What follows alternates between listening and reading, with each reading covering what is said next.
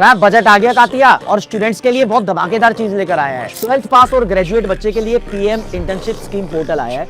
Government ने इसे specially design किया है ताकि 12th पास या ग्रेजुएट बच्चा सीधा देश की टॉप 500 कंपनीज के साथ सीधा कनेक्ट कर सके। आपको ये सब करना कैसे होगा? एक वेबसाइट है, उसका नाम है pminternship.mca.gov.in। इस पे जाके सबसे पहले खुद को रजिस्टर करना है, अपना मोबाइल नंबर और आधार कार्ड को लिंक करना है। उसके बाद आप अपनी डिटेल डालोगे तो आपकी प्रोफाइल खुद बिल्ड हो जाएगी।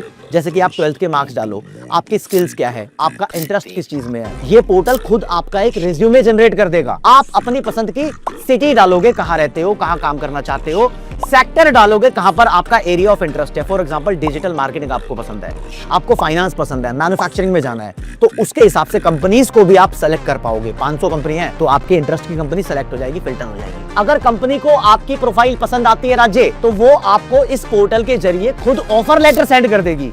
फिर आप वहां पर काम सीखोगे तो आप पैसा कमाओगे, उस पैसे को स्टाइपेंड बोलते हैं।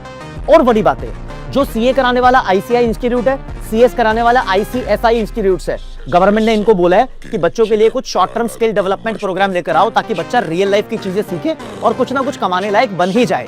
जो बच्चा अब्रॉड जाना चाहता है उनके लिए एजुकेशन का सिस्टम प्रोसेस बहुत आसान किया है। एजुकेशन लोन और लिबरल और आसान कर दिया है। हाँ, जो लोग शेयर मार्केट में ट्रांजैक्शन करते हैं ना, तो ट्रांजैक्शन के ऊपर टैक्स देना पड़ता है। पहले वो 0.02% था, अब 0.05% कर दिया।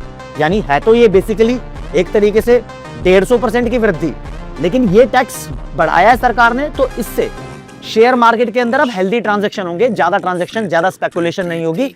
एकदम से कोई ऐसा नहीं सोचेगा कि बार बार मैं पैसा निकाल लूं या बार बार मैं पैसा डाल दूं। तो एक सही ग्रोथ के लिए सरकार ने ऐसा किया है।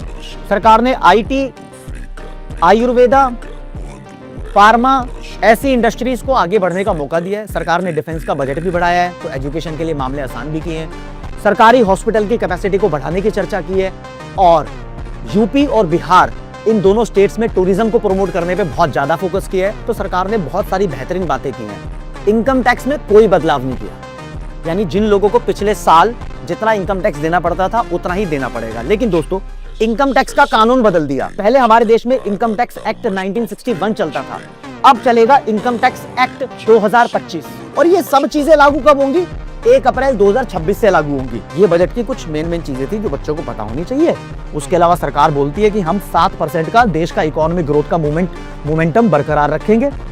और सरकार बोलती है भैया हम फिस्कल डेफिसिट को धीरे धीरे कम करने के मेजर्स ले रहे हैं, 4.3% तक लेकर आएंगे।